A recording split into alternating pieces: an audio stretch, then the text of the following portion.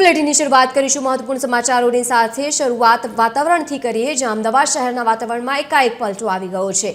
શહેરમાં આકાશમાં અચાનક જ વાદળછાયું વાતાવરણ જોવા મળી રહ્યું છે। એક બાજુ ઠંડી અને બીજી તરફ ગરમી અને ત્રીજી હવે ધુમ્મસભર્યું વાતાવરણ। તમામ અલગ અલગ એ વાતાવરણોની વચ્ચે લોકોમાં અલગ પ્રકારનો એક મિજાજ જોવા મળી રહ્યો છે। શરદી ખાંસીના કેસો પણ વધી રહ્યા છે। શહેરભરમાં એકાએક વાદળછાયું વાતાવરણ જોવા મળી રહ્યું છે। આ તમામની વચ્ચે અમદાવાદ શહેરમાં પણ વાતાવરણમાં એકાએક પલટો નોંધાયો છે।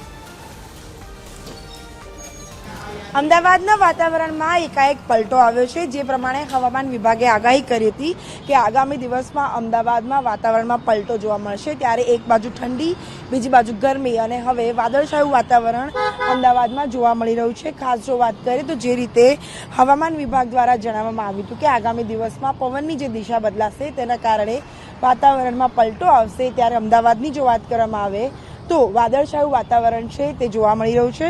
હાલ અમે રિવરફ્રન્ટ ખાતે છીએ કે રિવરફ્રન્ટથી આવેલો જે બ્રિજ છે તે પણ જોવો ક્યાંક ને ક્યાંક મુશ્કેલ બને છે, કારણ કે જે રીતે ફોગવાળું વાતાવરણ છે તેના કારણે આ જે બ્રિજ છે તે પણ દેખાતો નથી। એટલે કે જે રીતે વાદળછાયું વાતાવરણ સર્જાયું છે તેના કારણે હવામાનમાં પલટો આવ્યો છે અને હવામાન વિભાગની જે આગાહી હતી કે આગામી 2 થી 3 દિવસમાં વાતાવરણમાં પલટો આવશે, તેને લઈને અમદાવાદમાં વાદળછાયું વાતાવરણ સર્જાયું છે।